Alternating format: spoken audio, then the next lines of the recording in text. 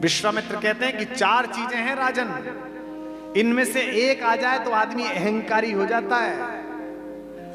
आज त्रिवेणी के घाट पर इन 4 में से कोई सा एक अहंकार हो तो गंगा के जल में बहा के जाना। सबसे पहले यौवन, जवानी।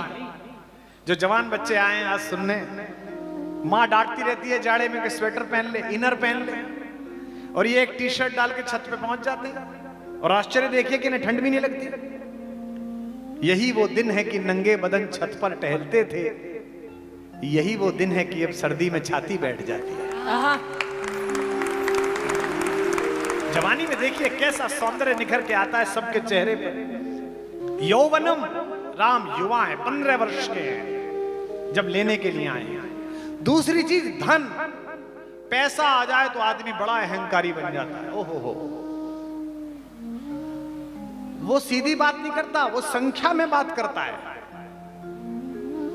वो घर दिखाता तो ये नहीं दिखाता कि ये बेडरूम है, वो दिखाता है कि ये वाला बेड इतने लाख का है। बड़ा अहंकार है। हमारी एक मंच की कवियत्री हैं, उनका शेर है कि जो खानदानी रईस हैं वो मिजाज रखते हैं नर्म अपना, तुम्हारा लहजा बता रहा है तुम्हारी दौलत नई नई है। तीसरा संपत्ति, अगर संपत्ति प्राप्त हो जाए पुरखों से जो स्वयं अर्जित ना की हो तो उसका भी बड़ा अहंकार होता है। हमारे एक मित्र हैं, वो मुझसे बोले कि हमारे जो गुरुदेव हैं वो ऋषिकेश से ऊपर रहते हैं। वो कैलिफोर्निया में पहले बहुत बड़े एंटरप्रेन्योर थे, 500-700 करोड़ की उनकी कंपनी थी, सब कुछ छोड़कर अब वे यहां पर आ गए हैं। मैं उनसे मिलने के लिए गया, आधा घंटे सत्संग हुआ, चर्चा हुई। आधा घंटे बाद बोले कैसा लगा गुरुजी से मिलके, 500 करोड़ की संपत्ति छोड़ के आए। मैंने कहा छोड़ के नहीं आए, है अभी साथ। बोले क्यों? मैंने कहा आधा घंटे में 25 बार कहा उन्होंने कि मेरा ग्रेटर कैलाश में मकान था, जहां जिक्र करो नोएडा वहां भी मेरी कोठी थी, तो थी अभी, यानी कि है, साथ है। और तीसरा है प्रभुत्व, मैं कर लूंगा, मैं शासक हूं, मैं राजा हूं, मैं करने वाला। सत्ता नहीं, घर में भी ये पुरुष बैठे जितने, तुमको बुरा लगेगा आज ऐसी बात कह रहा हूं आप सबको, ये जो घर में पत्नी के सामने तुम जो कहते हो ना मैं कह रहा हूं, यहां से तुम्हारे अंदर का रावण बोलता है। जितनी महिलाएं बैठी हैं, मेरी भाभियां बैठी हैं, जब भी ये पुरुष आपकी जो बगल में बैठा है ये जब भी कहे कि मैं कह रहा हूं तो इसे याद दिलाना कि मैं का स्टेटमेंट रावण का है, राम का स्टेटमेंट हम का है, वयम, हम सब साथ हैं। विश्वामित्र कहते हैं ये 4 चीजें हैं राजन, किसी एक में आ जाएं तो अविवेकी बना देती हैं। यौवनम, धन संपत्ति, प्रभुत्वम, अविवेक का एकमपि अनर्थाय किम यत्र चतुष्टयम, एक ही अनर्थ कर देती है। 4 जिसके पास हो वो तो पूछिए कि क्या स्थिति है। राम के पास ये 4 हैं। इसके बाद भी राम सुबह ही उठकर गुरु को प्रणाम करने के लिए जाते हैं, चरण स्पर्श करते हैं। ये विनम्रता ही राम को राम बनाती है। 4 बच्चे पैदा हुए, अयोध्या में हर्ष ध्वनि हुई, मंगल ध्वनि हुई। राजा दशरथ को चौथे पन में बच्चे पैदा हुए हैं और सुनते हैं कि बड़ा वाला तो ऐसा है जैसे साक्षात भगवान ही स्वयं पृथ्वी पर उतर आए हैं। तो जनता ने दर्शन की इच्छा प्रकट की कि हम राजकुमारों को देखना चाहते हैं। गुरु वशिष्ठ ने राजा को आज्ञा दी कि राजकुमारों के प्रजा को दर्शन कराया जाए। यहां जो राजा बैठे हैं लोकतंत्र के, ये इनके सुनने की बात है कि गुरु वशिष्ठ ने राजा को आज्ञा दी। राजा ने आज्ञा नहीं दी। गुरु गृह गयो तुरंत भूपाला, गुरु के घर गया। एक बार राजा मनमाही है गलानी मोरे सुत नहीं, गुरु गृह गयो तुरंत भूपाला।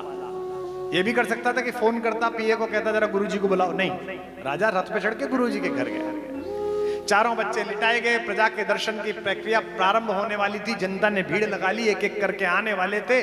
अचानक लक्ष्मण रोने लगे। इतने रोए कि पूरा महल चिल्लाने लगा। ज्योतिषी बुलाए, राजवैद्य बुलाए, महिलाओं ने हींग का घोल नाभि पे रखा जो बच्चों में रखते हैं, चुप ही नहीं हुए। लेकिन गुरु वशिष्ठ आए, बोले लक्ष्मण चुप नहीं हो रहे, किसी ने जादू टोना कर दिया, कोई अमंगल की बात तो नहीं है। गुरुजी ने देखा एक एक पालने में एक एक शिशु लेटा हुआ है। गुरुजी ने एक छोटी सी क्रिया की और लक्ष्मण चुप हो गए कि पालने में लखन व राम जी लिटाए गए, लेटते ही करुणा सदन चुप हो गए। लेटते ही करुणा सदन चुप हो गए, लेटते ही करुणा सदन चुप हो गए। पालने में लखन व राम जी लिटाए गए, लेटते ही करुणा सदन चुप हो गए। लेटते ही करुणा सदन चुप हो गए, लेटते ही करुणा सदन चुप हो गए। किंतु लक्ष्मण कुछ ऐसा तेज रोए, जिन्हें रोता देख धरती गगन चुप हो गए। रोता देख धरती गगन चुप हो गए, रोता देख धरती गगन चुप हो गए। राजवैद्य आए कोई रोग ना बता सके तो, राजवैद्य आए कोई रोग ना बता सके तो, ज्योतिषी भी करके यतन चुप हो गए। ज्योतिषी भी करके यतन चुप हो गए, ज्योतिषी भी करके यतन चुप हो गए। गुरु ने उठाया और लखन को राम के चरण में लिटाया तो लखन चुप हो गए। चरण में लिटाया तो लखन चुप हो गए, चरण में लिटाया तो लखन चुप हो गए, चरण में लिटाया तो लखन चुप हो गए, चरण में लिटाया तो लखन चुप हो गए। बोलो लखन लाल की। ऐसा भाई दुनिया में कितना भी बड़ा सिकंदर हो, कितना भी महान आदमी हो, कभी बल्ब की रोशनी में चले, चंद्रमा की रोशनी में चले तो देखना कि उसकी परछाई काली मिलेगी। साधु संतों की परछाई भी काली मिलेगी। दुनिया में अकेले मेरे राघवेंद्र सरकार हैं जिनकी परछाई उजली है, नीले रंग के राम, और उनके पीछे परछाई की तरह चलने वाले उजले रंग के लक्ष्मण। उजली परछाई का स्वामी मेरा राम कहलाता है। इसलिए विश्वामित्र जी ने दशरथ से जब कहा कि मैं आपके बेटे को ले जाना चाहता हूं, तो दशरथ ने कहा आप तो ऋषि हैं, राजर्षि हैं, आप तो एक अपने कमंडलू से जल को उठाएंगे और एक मंत्र फूकेंगे तो राक्षस जाति का नाश हो जाएगा। आप ऐसा क्यों नहीं करते? विश्वामित्र कहते हैं कि मैं संत हूं, सिद्धों के लिए क्रोध वर्जित है। वो कहते हैं कि इनको क्यों ले जाना चाहते हो, मेरी सेना ले जाओ, आपको राम ही क्यों चाहिए? विश्वामित्र कहते हैं कि चार चीजें हैं राजन, इनमें से एक आ जाए तो आदमी अहंकारी हो जाता है। आज त्रिवेणी के घाट पर इन चार में से कोई सा एक अहंकार हो तो गंगा के जल में बहा के जाना। सबसे पहले यौवन, जवानी। जो जवान बच्चे आए हैं आज सुनने, मां डांटती रहती है जाड़े में कि स्वेटर पहन ले, इनर पहन ले, और ये एक टी शर्ट डाल के छत पे पहुंच जाते हैं और आश्चर्य देखिए कि इन्हें ठंड भी नहीं लगती। यही वो दिन है कि नंगे बदन छत पर टहलते थे, यही वो दिन है कि अब सर्दी में छाती बैठ जाती है। जवानी में देखिए कैसा सौंदर्य निखर के आता है सबके चेहरे पर। यौवनम, राम युवा है, 15 वर्ष के हैं जब लेने के लिए आए हैं। दूसरी चीज धन, पैसा आ जाए तो आदमी बड़ा अहंकारी बन जाता है। ओहो हो, वो सीधी बात नहीं करता, वो संख्या में बात करता है। वो घर दिखाता तो ये नहीं दिखाता कि ये बेडरूम है, वो दिखाता है कि ये वाला बेड इतने लाख का है। बड़ा अहंकार है। हमारी एक मंच की कवियत्री हैं, उनका शेर है कि जो खानदानी रईस हैं वो मिजाज रखते हैं नर्म अपना, तुम्हारा लहजा बता रहा है तुम्हारी दौलत नई नई है। तीसरा संपत्ति, अगर संपत्ति प्राप्त हो जाए पुरखों से जो स्वयं अर्जित ना की हो तो उसका भी बड़ा अहंकार होता है। हमारे एक मित्र हैं, वो मुझसे बोले कि हमारे जो गुरुदेव हैं वो ऋषिकेश से ऊपर रहते हैं। वो कैलिफोर्निया में पहले बहुत बड़े एंटरप्रेन्योर थे, 500-700 करोड़ की उनकी कंपनी थी, सब कुछ छोड़कर अब वे यहां पर आ गए हैं। मैं उनसे मिलने के लिए गया, आधा घंटे सत्संग हुआ, चर्चा हुई। आधा घंटे बाद बोले कैसा लगा गुरुजी से मिलके? 500 करोड़ की संपत्ति छोड़ के आए। मैंने कहा छोड़ के नहीं आए, है अभी साथ। बोले क्यों? मैंने कहा आधा घंटे में 25 बार कहा उन्होंने कि मेरा ग्रेटर कैलाश में मकान था, जहां जिक्र करो नोएडा, वहां भी मेरी कोठी थी, तो थी अभी यानी कि है, साथ है। और तीसरा है प्रभुत्व, मैं कर लूंगा, मैं शासक हूं, मैं राजा हूं, मैं करने वाला। सत्ता नहीं, घर में भी ये पुरुष बैठे जितने, तुमको बुरा लगेगा आज ऐसी बात कह रहा हूं आप सबको, ये जो घर में पत्नी के सामने तुम जो कहते हो ना मैं कह रहा हूं, यहां से तुम्हारे अंदर का रावण बोलता है। जितनी महिलाएं बैठी हैं, मेरी भाभियां बैठी हैं, जब भी ये पुरुष आपकी जो बगल में बैठा है, ये जब भी कहे कि मैं कह रहा हूं, तो इसे याद दिलाना कि मैं का स्टेटमेंट रावण का है, राम का स्टेटमेंट हम का है, वयम, हम सब साथ हो। विश्वामित्र कहते हैं ये चार चीजें हैं राजन, किसी एक में आ जाएं तो अविवेकी बना देती हैं। यौवनम धन संपत्ति प्रभुत्वम अविवेक का एकमपि अनर्थाय किम यत्र चतुष्टयम, एक ही अनर्थ कर देती है। चार जिसके पास हो वो तो पूछिए कि क्या स्थिति है। राम के पास ये चारों हैं, इसके बाद भी राम सुबह ही उठकर गुरु को प्रणाम करने के लिए जाते हैं, चरण स्पर्श करते हैं। ये विनम्रता ही राम को राम बनाती है। इस कहानी का नायक भी ऐसा है, वो राज्याभिषेक से वंचित किया गया है, उसे एक राजमहलीय षड्यंत्र के कारण जंगल में भेजा गया है, लेकिन जिस समय वो नरनाहर इस वन में निकला, पूरी वनस्पतियों ने, ऋतुओं ने, वनवासियों ने, वंचितों ने, पिछड़ों ने, दलित बंधुओं ने कहा कि हमारा राजा आ गया है, राम आ गया है। जब पहली बार वन में जाकर कुटिया बनाई भगवान ने, तो वनदेवी मिलने के लिए आई। यह प्रसंग बहुत वायरल हुआ, बहुत सारे लोगों ने सुना। वनदेवी मिलने के लिए आई। वनदेवी ने कहा कि भगवान आप विश्राम करने वाले हैं, मेरा सौभाग्य, मेरे पुरखों का सौभाग्य है, मैं आपकी पर्णकुटी बनाने में कुछ मदद करूं क्या? भगवान ने कहा नहीं, तपस्या करने आए, स्वयं अपना काम करेंगे। वनदेवी ने कहा प्रभु कुछ तो आज्ञा दो, मेरा जीवन सार्थक हो जाए। बहुत सोचकर संकोच से कहा भगवान ने, एक काम कर दोगी मेरा? वनदेवी ने कहा आपने इतना कहा और काम हो गया, बस आप कह दीजिए। राम जी ने कहा जिस मार्ग से मैं आया हूं उस मार्ग के कांटे हटा दो, उसमें कांटे बहुत थे। वनदेवी ने कहा मार्ग अशूला भव, मार्ग शूलहीन हो जाए। हो गया प्रभु। कहा धन्यवाद देवी। फिर बड़े संकोच से वनदेवी ने पूछा प्रभु एक प्रश्न पूछूं? भगवान ने कहा बोलो। आप तो उस मार्ग से आ गए, आपको तो जाना नहीं उस मार्ग से, फिर कांटे क्यों हटवाए? ये प्रेम है इस कहानी का। भगवान ने कहा मैं तो आ गया, पर मेरा ना एक बावरा भाई है, वो नाना के घर गया हुआ था जब मैं घर से निकला, भरत, और मुझे पता है वो पागल मुझे ढूंढता ढूंढता जरूर आएगा, और वो उसी मार्ग से आएगा जिधर से भैया गए हैं। उसके पैर में कांटा नहीं चुभना चाहिए, इसलिए ये कांटे हटा दो, इसलिए तुमसे प्रार्थना कर रहा हूं। वनदेवी ने कहा पर मैंने तो सुना कि वो अयोध्या की सेनाओं का सेनापति है, वो इतना कोमल है कि उसके पैर में कांटे चुभ जाएंगे तो कष्ट हो जाएगा, ये विश्वास है भगवान का। भगवान ने कहा नहीं, वो तो बड़ा शक्तिशाली है, उसके छाती से टकरा कर तो वज्र टूट जाए, ऐसा शक्तिशाली है। पर मैं कांटे इसलिए हटवा रहा हूं कि उसी मार्ग से आए हुए अगर एक कांटा भी उसके पैर में चुभ गया तो उसका हृदय यह सोचकर टूट जाएगा कि मेरे कारण भैया को इस कांटे के ऊपर से होकर जाना। राम ने अपने पूरे जीवन कोई चमत्कार नहीं किया। उन्होंने कभी किसी चंद्रमा को आधा नहीं काटा, किसी सूरज को आधा नहीं काटा। अपनी प्राण वल्लभा भारतेश्वरी सीता के एक दुष्ट द्वारा अपहरण पर एक सामान्य मनुष्य की तरह वो विचलित हुए, रोए हैं, पशु पक्षी से पूछ रहे हैं कि तुमने मेरी पत्नी को देखा है क्या?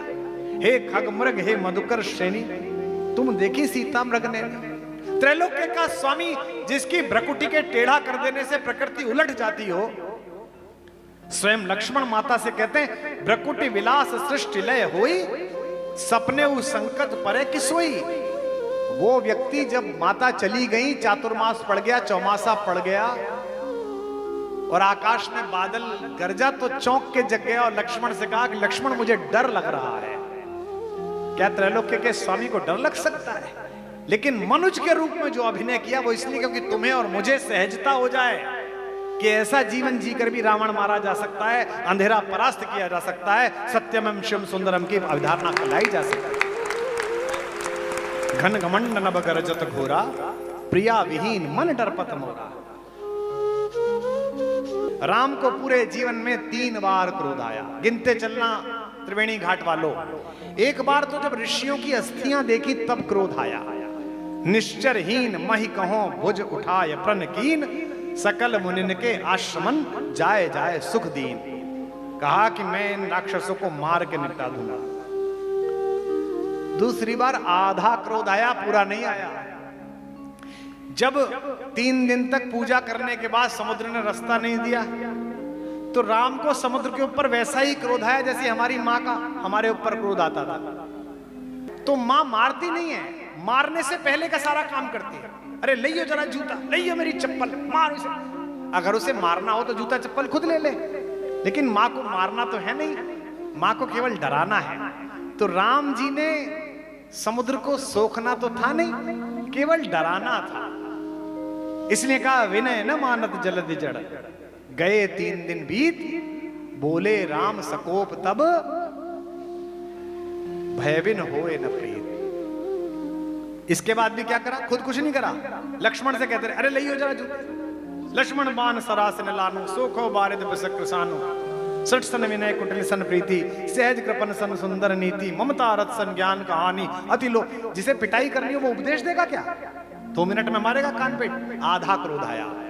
और तीसरा क्रोध तो अद्भुत आया। आहा, मैं तो मुग्ध हो जाता हूं। जब जटायु का घायल शरीर राघवेंद्र सरकार की गोदी में था और जटायु को पता चला ये दशरथ का बेटा है, मेरे दोस्त का बेटा है, तो उसने कहा बच्चे तू मेरा भतीजा है, तेरे पिताजी और हम देवासुर संग्राम में साथ लड़े थे। तो राम ने कहा कि चाचा मैं बड़ा अभागा हूं कि मुझे पिताजी का श्राद्ध करने का अवसर नहीं मिला। अगर मुझे बेटा मान ही लिया है और आप स्वस्थ भी नहीं होना चाहते हैं तो मुझे इस बात का सौभाग्य दीजिए कि जब आप प्राण छोड़ दें तो मैं आपके शरीर का संस्कार कर सकूं। गोदावरी के किनारे भगवान ने जटायु महाराज का संस्कार किया।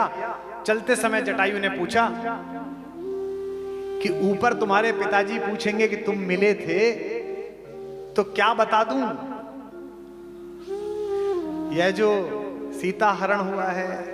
राम ने कहा नहीं नहीं नहीं, सीता हरण तात जन कहूं पिता सन जाए। सीता के हरण की बात है चाचा, पिताजी से मत जाकर कहना था। अगली बात जो राम कहते हैं वो राम ही कह सकते हैं। इसे कहते हैं स्वाभिमान, इसे कहते हैं भरोसा अपनी भुजाओं पर। कहते हैं जो मैं राम, अगर मैं उनका बेटा हूं तो कुल सहित खानदान सहित कहीं दशानन जाए। रावण खुद आकर पिताजी को बताएगा कि क्या गलती कर दी थी उसने। ऐसे कहते हैं। वनवास के दौरान अपने सारे सेनापतियों के बीच बैठे हुए पूर्णमासी के चंद्रमा को निहार कर भगवान श्री राम ने रात्रि के समय पूछा। चंद्रमा से राम जी का संबंध बहुत अद्भुत है। जब राम पैदा हुए तो पूरी पृथ्वी आनंदित कर रही थी ना। दिन के समय पैदा हुए, मध्य दिवसति शीतन घामा, पावन काल लोक विश्रामा। गोस्वामी जी की कोई भी लाइन ऐसे मत पढ़ना ना कि किसी कवि ने घिस दी है, नहीं है। 3 बार पढ़ना फिर अर्थ खुलता है। विश्रामा, राम पैदा नहीं हुए, राम की मृत्यु नहीं हुई। इस प्लेनेट अर्थ पर, इस पृथ्वी पर उन्होंने इतने से इतने के बीच विश्राम किया। गोस्वामी जी ने कितना प्यारा शब्द इस्तेमाल किया, पावन काल लोक विश्रामा। जब पालने में लेटे हुए थे तो देखा कि सब कुछ है, चंद्रमा उदास था। राम जी ने कहा प्रयास में, क्यों भाई तू क्यों उदास है? बोले हमारा क्या मतलब, आप सूर्यवंशी हो, सूरज के घर में पैदा हुए हो, जिसको देखो वो सूर्यवंशियों की जय जयकार कर रहा है, मेरा क्या मतलब? राम ने कहा नहीं नहीं, मैं जगत में सबको प्रसन्न करने के लिए आया हूं बेटा, तू भी प्रसन्न हो जा। मैं तुझे वरदान देता हूं कि आज के बाद मेरा नाम कभी तेरे बिना नहीं लिया जाएगा। मुझे पृथ्वी रामचंद्र के नाम से जानेगी। तब से चंद्रमा भी प्रसन्न है। इसलिए राम को चंद्रमा में अपना भाई दिखाई देता है। लक्ष्मण से पूछा कि जरा देखो ये चंद्रमा के बीच में ये क्या काला काला बना हुआ है। मजाक करने के लिए परिहास में पूछा। लक्ष्मण ने कहा हम नहीं देखेंगे, नीचे देखते रहे। अरे बोले देखो ऊपर। भैया हम नहीं देखेंगे। अरे हम आज्ञा दे रहे हैं। नहीं नहीं हम नहीं देखेंगे। क्यों नहीं देखोगे? भैया वो जनकपुर में ही तय कर लिया था कि आज के बाद हम कभी चंद्रमा नहीं देखेंगे, पूर्णमासी का चांद नहीं देखेंगे। क्यों?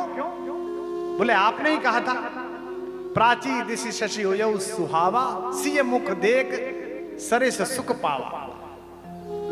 मैंने प्राची दिशा में उगते हुए इस चंद्रमा को देखकर सीता के मुख की कल्पना की है। भैया जिस वस्तु में एक बार आपने भाभी का मुख देख लिया उसको मैं कैसे देख सकता हूं, कैसे दृष्टि कर सकता हूं? ये लक्ष्मण है।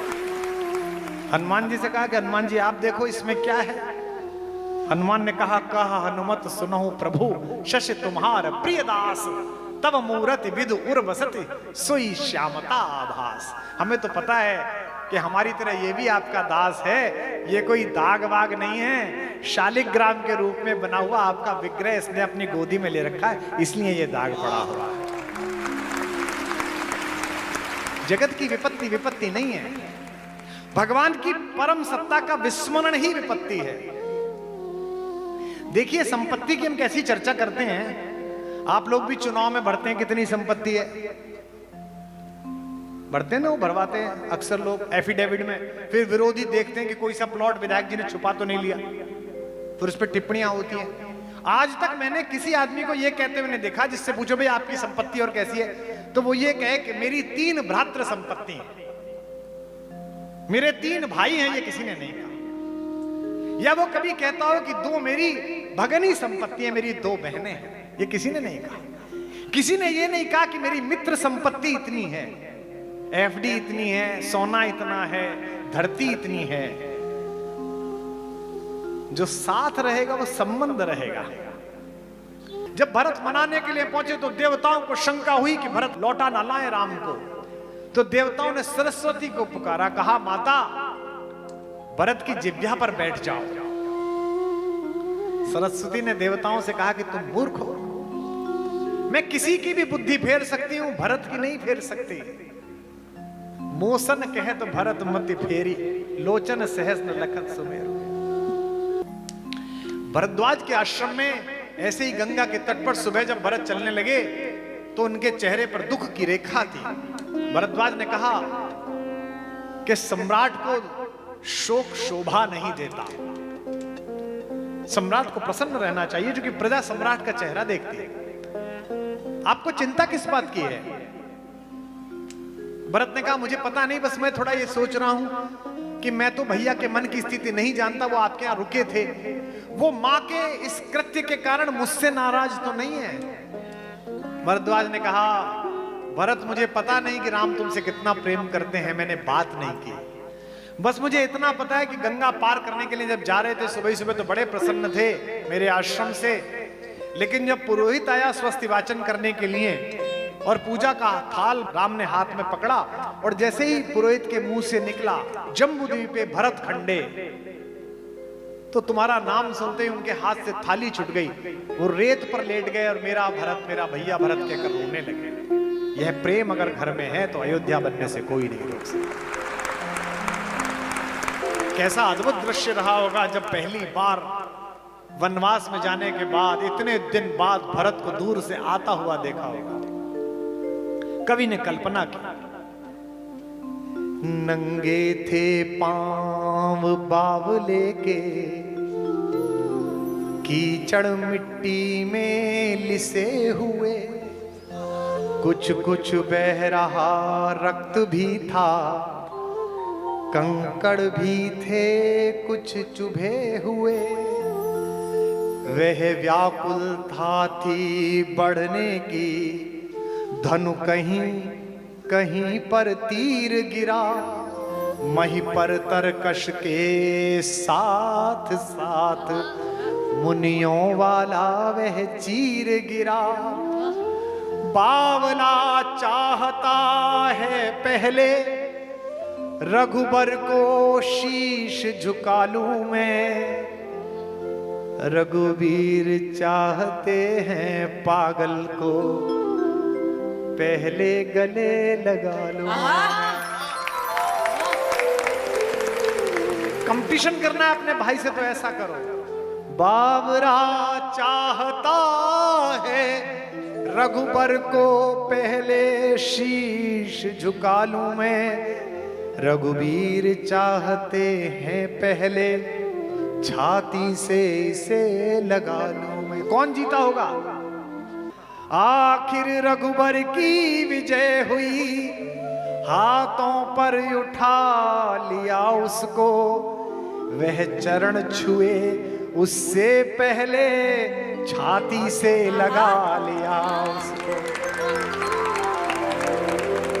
जब हृदय हृदय का मिलन हुआ तो दूर विरह का ताप हुआ, सबने देखा चित्रकूट में ऐसे भरत मिलाप हुआ।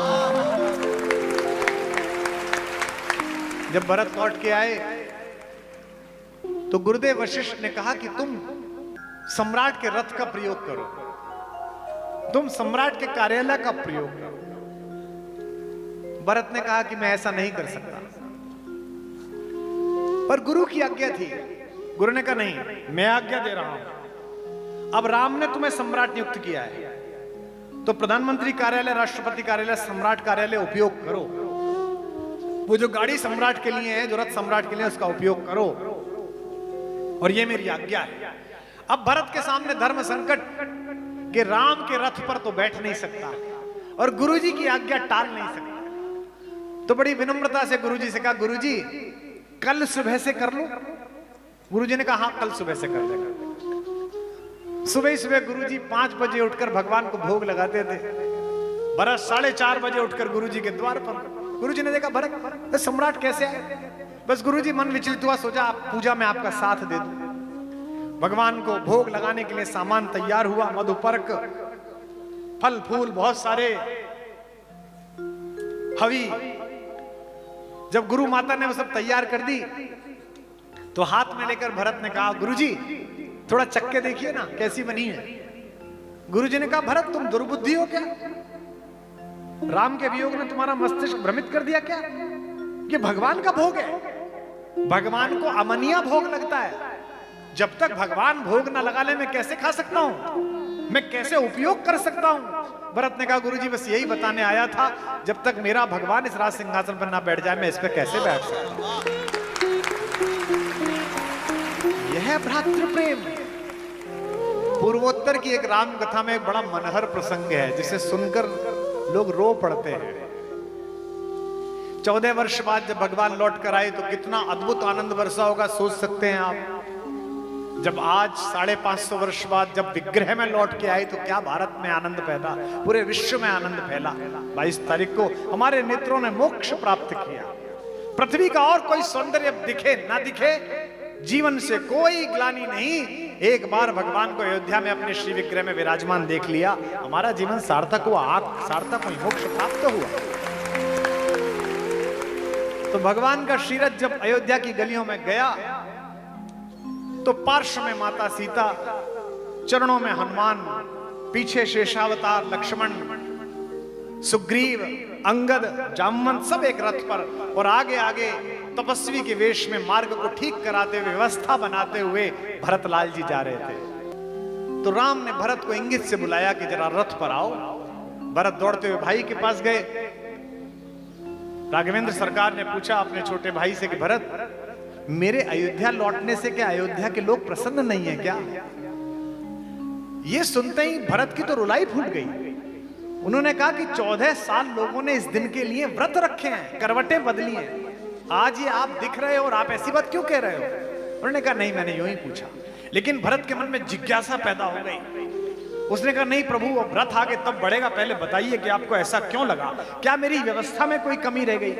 मैंने फूल कम बिछाए, इतने ही फूल थे इस प्रकृति में जितने में ला पाया। राम ने कहा नहीं, तुम्हारा आयोजन तो सर्वोत्तम है, तुम तो हो ही योग्य, लेकिन जो हमारी माँ के साथ ब्याह करके आई थी वे माता समान महिलाएं अटारी पर खड़े होकर बलैया ले रही हैं। जो सीता के साथ उर्मिला के साथ ब्याह करके आई थी वे भाभियां बड़े स्नेहिल नेत्रों से आशीष दे रही हैं। जो मेरे और तुम्हारे साथ खेले थे वे दोस्त बाहें फैलाकर गले लगने का सम्मोहन आकर्षण दे रहे हैं, आमंत्रण दे रहे हैं, लेकिन बच्चे दिखाई नहीं दे रहे। क्या अपने ताऊ राम के आगमन पर अयोध्या के बच्चे प्रसन्न नहीं हैं? भरत का उत्तर आपकी भी आंखें छलछला देगा इस गंगा के किनारे। भरत ने रोते हुए कहा कि भैया, जिस दिन से 14 वर्ष पूर्व आपने गृहस्थ होते हुए भी सन्यासी वेश में ब्रह्मचर्य धारण किया था, अयोध्या के प्रत्येक गृहस्थ ने ब्रह्मचर्य धारण किया, अयोध्या में बच्चे हुए ही नहीं। जब राजा की युति प्रजा के साथ इतनी तादात्म्य की हो जाए तो प्रजा राजा के अनुसार कार्य करना प्रारंभ कर देती है। बहुत सारे पत्रकार मित्र कह सकते हैं कि ऐसा संभव नहीं है, इसी कलयुग में संभव हुआ। मेरे पूज्य पिताजी 87 वर्ष के हो गए, मधुमेह के शिकार हैं, लेकिन सोमवार को व्रत रखते हैं। अब बहुएं पूछती हैं, पतोहुएं पूछती हैं, पोते पोतियां पूछते हैं कि बाबा व्रत किस लिए रखते हो और क्या चाहिए जीवन में? सब सुख है, सारे बच्चे सही जगहों पर हैं, किस भगवान की पूजा के लिए व्रत रखते हो? तो दादा ने कहा कि बिटिया, मैं भगवान के लिए नहीं रखता। बेटा, तुम तो जब पैदा भी नहीं हुए तो तेरा बाप भी पैदा नहीं हुआ था और तेरा ससुर भी पैदा नहीं हुआ था। इस देश में खाद्यान्न का संकट था। हमारे एक प्रधानमंत्री ने कहा कि अगर सारे देश के लोग एक दिन भोजन छोड़ दें तो इतना भोजन बचेगा कि हम बाहर से नहीं मांगेंगे, देश में ही काम चला लेंगे। बड़े डूब कर कहते हैं मेरे पिताजी, बेटा अब तो बहुत खाद्यान्न है, अब तो हम पूरे विश्व को दे सकते हैं। लेकिन शास्त्री जी चले गए और शास्त्री जी का व्रत तो हमारे साथ ही जाएगा। राजा कहे और जनता माने, ये राजा और प्रजा के बीच के संबंध है। राम का राज्याभिषेक हो गया, राम सम्राट हो गए, भरत प्रधानमंत्री हो गए, शत्रुघ्न अयोध्या की सेनाओं के सर्वोच्च सेनापति हो गए, लक्ष्मण राम के निजी सचिव हो गए, कैबिनेट सेक्रेटरी, प्रधानमंत्री कार्यालय। तो सुबह ही सुबह पहले दिन राज्याभिषेक के बाद गुरु वशिष्ठ के पैर छूने गए। गुरुजी ने कहा कि अरे वाह, चारों बच्चे आए आज तो भाई, 14 साल तो तुम दोनों बच्चे वहां रहे, भरत नंदीग्राम में रहा, शत्रुघ्न अयोध्या संभालता रहा, मेरे पास तो तुम्हारे आने का समय ही नहीं मिला। बैठे दोनों को फल फूल खिलाए। फिर परिहास में गुरुदेव ने पूछा, मैंने बचपन में जो जो तुम्हें सिखाया था वो तुम्हें स्मरण तो है ना? अब गुरु के सामने कैसे कहें कि पता है कि नहीं पता? हमसे गणित के मास्टर जी ने जब भी पूछा पहाड़े याद है, 20 तक याद थे, पर कभी हिम्मत नहीं हुई, क्योंकि अच्छा खासा याद रहता था। 17 का पहाड़ा जैसी गुरुजी पूछते थे भूल जाते थे, चौथे नंबर पे आके गायब। गुरुओं के सामने कुछ हवा टाइट हो जाती है तो सब चुप हो गए। गुरु वशिष्ठ ने पूछा, अरे भाई बोलो, जो मैंने सिखाया वो सब याद है? राज्य कैसे चलाना है, मनुष्यता कैसे सुरक्षित रखनी है, रघुवंशियों की परंपरा क्या है? तो राम ने कहा, गुरुदेव आपकी शिक्षा हम 4 भाइयों को कितनी याद है कितनी नहीं, इसका निर्णय तो तभी हो सकता है कि आप हमारी परीक्षा ले लीजिए, चारों की परीक्षा ले लीजिए, जो फेल हो जाए उसे दोबारा गुरुकुल में रखिए। मैं फेल हो जाऊं तो मैं राज्य सिंहासन भरत को देकर आपके आश्रम में दोबारा आ जाऊंगा। गुरु ने कहा, नहीं, चारों को अलग अलग नहीं, चारों से एक ही प्रश्न पूछूंगा और चारों उसका उत्तर मुझे बताइए। गुरुदेव ने एक प्रश्न पूछा, चारों भाइयों ने अलग अलग उत्तर बनाया। 3 भाई तो मुंह से बोले, चौथा बोला भी नहीं और उत्तर बता दिया। तीनों से पूछा कि जीवन में सर्वाधिक अनमोल वस्तु क्या है। सबसे पहले शत्रुघ्न से पूछा, जो सेनापति हैं, जिनके जीवन में शौर्य है, पराक्रम है, कि शत्रुघ्न जी से अनमोल कुछ पूछा गया, कि शत्रुघ्न जी से अनमोल कुछ पूछा गया। बोले वीरताई के समान भला और क्या, बोले वीरताई के समान भला और क्या, बोले वीरताई के समान भला और क्या। शत्रुघ्न जी से अनमोल कुछ पूछा गया, बोले वीरताई के समान भला और क्या, बोले वीरताई के समान भला और क्या, बोले वीरताई के समान भला और क्या। अब लक्ष्मण जी से पूछा गया, लखन से पूछा गया, लखन से पूछा गया, लखन ने ऐसा कहा, क्या कहा होगा सोचो।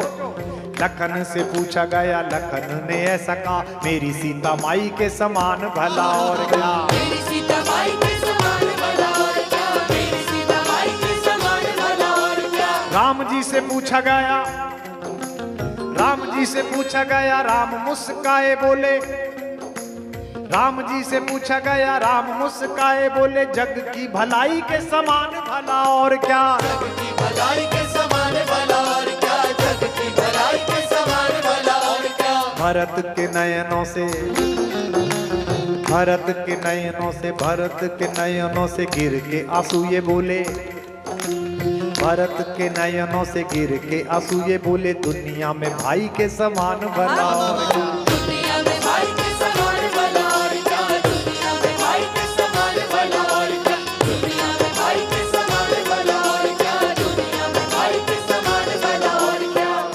यहाँ बड़े बड़े विद्वान बैठे हैं, ब्रह्मचारी जी सुन रहे हैं। श्रीमद् वाल्मीकि रामायण में एक ऐसा श्लोक है जिसे मैंने पहली बार जब पढ़ा रात को 2:30 बजे, तो मेरी श्रीमती जी जाग गई। उन्हें लगा कोई उधर में शूल हो गया है, कोई परेशानी होगी। बोले रो क्यों रहे हैं आप? मैंने कहा तुम सो जाओ, सुबह को बताऊंगा रो क्यों रहा हूं। अद्भुत प्रसंग है। राज्याभिषेक हुआ भगवान का, भरत जी ने राज्य का कारभार सौंपा, तो सबके प्रति धन्यवाद ज्ञापित किया, गुरु वशिष्ठ को प्रणाम किया, चरणों में झुककर सारे मंत्रियों का आभार व्यक्त किया, माता कौशल्या के चरणों में अपना शीश रखा, माता सुमित्रा को प्रणाम किया, भगवान राम की आंखों का इशारा देखकर माता कैकेयी के चरणों में भी सिर रखा। लेकिन जब सीता जी के सामने भरत आए, ओहो, तो वहां एक दृश्य पैदा किया कवि ने, मेरे महाकवि ने कहा कि अपना जटाजूट वाला सिर जिसमें उलझी हुई हैं सारी शिखाएं, वह जटिलम ज्येष्ठानुवृत्ति जठलम, उसको जब सिर को सीता के चरणों में रखा तो कवि लिखता है अन्योन्य पावन मबूत भुवम समेत्व, पैरों ने और सिर ने एक दूसरे को धन्य कर दिया। मैंने सोचा कि भाभी के चरणों में सिर रखा, ये तो ठीक है, इसमें तो देवर का कर्तव्य है, क्योंकि वो मां के समान होती है कि उसका सिर पवित्र हुआ। ये पैर क्यों पवित्र हुए? यह सिर भरत का तो इसलिए पवित्र हुआ कि ये किसी सामान्य महिला के चरण नहीं है, ये उस मिथिला की राजकुमारी के चरण हैं। जब कैशोर्यावस्था में अपने राजमहल में विचरण करती थी तो दासियों का एक समूह उसके निकलने वाले मार्ग पर ताजा तोड़े गए गुलाब की पंखुड़ियों की वर्षा करता था। ये उस अयोध्या की महारानी के चरण हैं, जो सुबह जब उठती थी तो भगवान भुवन भास्कर की पहली किरण उसकी पलकों को प्रणाम करें, इस योजना के लिए 7 दासियां पर्दों के साथ पट एक एक करके खोलती थी। ये वो चरण हैं जिन्होंने कांटे स्वीकार किए, लेकिन अहंकार से भरे हुए सोने की लंका का अधिपति अपने निकृष्ट प्रेम का प्रदर्शन लेकर जब राजमुकुट रखने के लिए आया तो इसने सिर उठाकर नहीं देखा, उसे अपनी उपेक्षा का शिकार कर दिया। ये वे चरण है, सामान्य चरण नहीं। लेकिन ये चरण धन्य हुए क्योंकि ये सिर भी सामान्य सिर नहीं है। इस सिर के ऊपर त्रैलोक्य का राज मुकुट रखा जाना था, लेकिन इस सिर ने जंगल में जाकर उस राज मुकुट को अपने भाई के चरणों में रखकर कहा, मेरे शीश पर अपनी पादुकाएं रख दीजिए, वही मेरे जीवन की कृतार्थता होगी। है वह शीश है, इसलिए भीष्म